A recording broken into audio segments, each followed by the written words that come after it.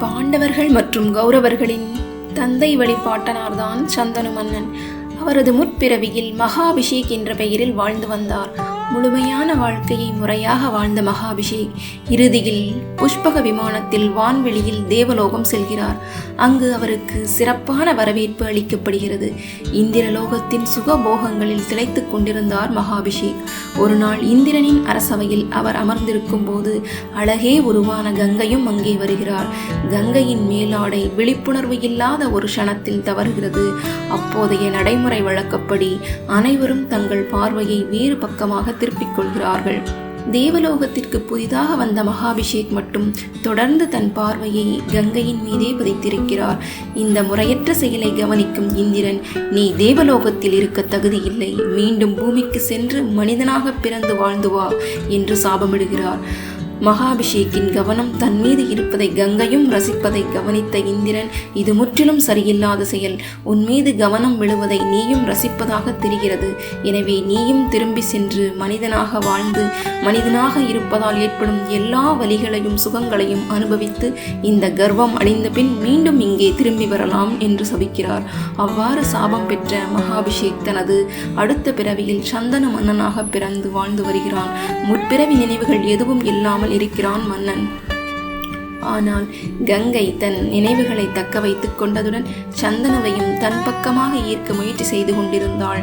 ஆனால் அரசனாக இருந்ததால் ஓரிடத்தில் நிலையாக தங்காமல் எல்லா இடங்களையும் சுற்றி வந்து கொண்டே இருந்தான் சந்தனு. வேட்டையாடுவதில் திறமைசாலியான சந்தனுவுக்கு வேட்டை துவங்கினால் அதிலேயே ஒன்றுவிடுவது வழக்கமாக இருந்தது. ஒருமுறை வாரக்கணக்கில் கங்கை நதிக்கரை ஓரமாக வேட்டையாடுவதில் ஈடுபட்டிருந்த போதும் சந்தனுவின் கவனம் நதியின் பக்கம் திரும்பவே இல்லை. அரசனாக இருந்ததால் அவனது தாகத்தை தணித்து கொள்ள உணவுக்காக என எப்போதும் மக்கள் உடனிருந்தார்கள். ஒரு நாள் தாகம் மிகுந்த போது தன்னை சுற்றிலும் யாரும் இல்லை என்பதையே கவனித்த சந்தனு அருகில் நதி இருப்பது நினைவுக்கு வந்து நதியை நோக்கி வந்தார். அந்த க்ஷணமே கங்கை நதி பெண் உருவில் வெளிப்பட்டாள்.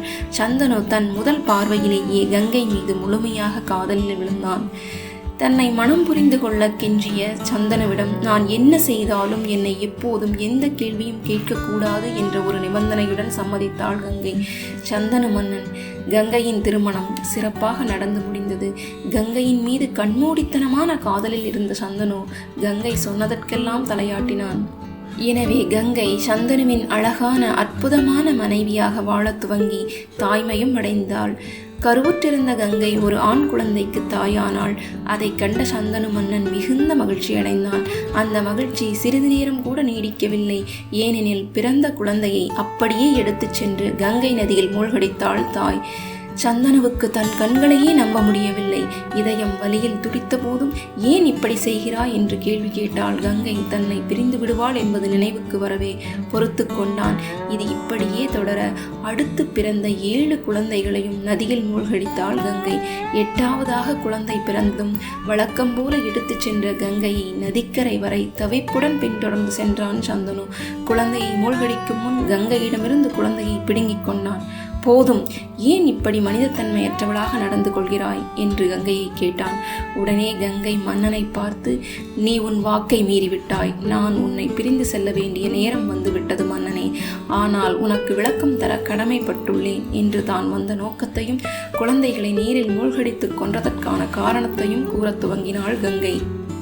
அட்டவசுக்கள் என்பவர்கள் மனுவின் மைந்தனான பிரஜாபதியின் 8 மகன்கள் ஆவர்.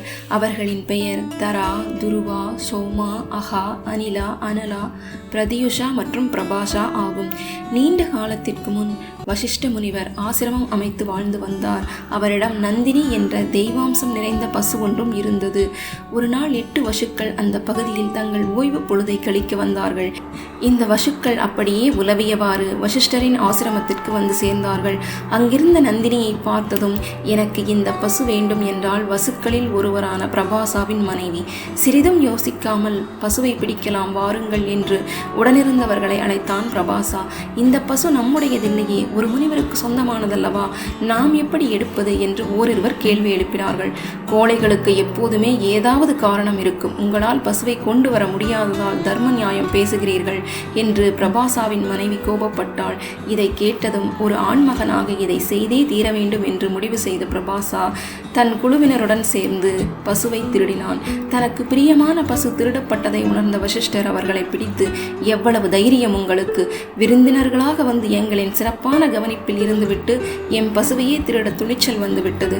உங்களின் அற்புத சக்தி மறைந்து நீங்கள் எல்லோரும் எல்லா கட்டுப்பாடுகளும் இருக்கும் மனிதர்களாக பிறக்கப் போகிறீர்கள். உங்கள் சிறகுகள் பறக்க முடியாமல் சிறைப்படும்.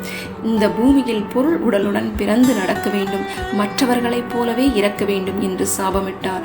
8 வசுக்களும் விமோசனம் வேண்டி முனிவரை பணிந்தனர். அதற்கு அவர் கங்கையின் சாபம் பற்றியும் அதனால் பூமிக்கு வந்து கங்கை வாழ வேண்டிய அவசியத்தையும் கூறினார். 8 வசுக்களும் கங்கையிடம் வந்து, உன் கருவில் பிறக்க எங்களுக்கு வாய்ப்பு கொடு. அந்த கிரகத்தில் எங்கள் வாழ்நாள் எவ்வளவு குறுகியதாக இருக்க முடியுமோ அவ்வளவு குறுகியதாக இருக்கும்படி நீ பார்த்துக்கொள் என்று கெஞ்சினார்கள். அதன் காரணமே அவர்களின் விருப்பத்தையே நான் நிறைவேற்றினேன். அவர்கள் என் வழியாக பிறந்து தங்களின் சாபத்தை கழிக்க விரும்பினார்கள். அதில் 7 நான் காப்பாற்றிவிட்டேன். ஆனால் 8ஆவதாய் இருப்பவனை நீதான் காப்பாற்றியுள்ளாய். பசு திருட காரணமாக இருந்த பிரபாசாதான் இந்த குழந்தை. ஒருவேளை இவனுக்கு பூமியில் நீண்ட காலம் வாழ வேண்டி இருக்குமோ என்னவோ. ஆனால் இப்போது குழந்தையாக இருப்பதால் என்னுடனே எடுத்துச் செல்கிறேன். மீண்டும் 16 வயதில் உன்னிடம் ஒப்படைக்கிறேன். அப்போது ஒரு நல்ல அரசனுக்கு தேவையான கல்வி, அறிவு, நிர்வாகத் திறமை எல்லாம் நிறைந்தவனாக இவன் இருப்பான் என்றவாறே குழந்தையை எடுத்துக்கொண்டு கிளம்பினாள் கங்கை. இப்படி சந்தனு மன்னனுக்கும் கங்கைக்கும் பிறந்த தேவவிரதனை பின்னாளில் பார்ப்போற்றும் பீஷ்மரானார்.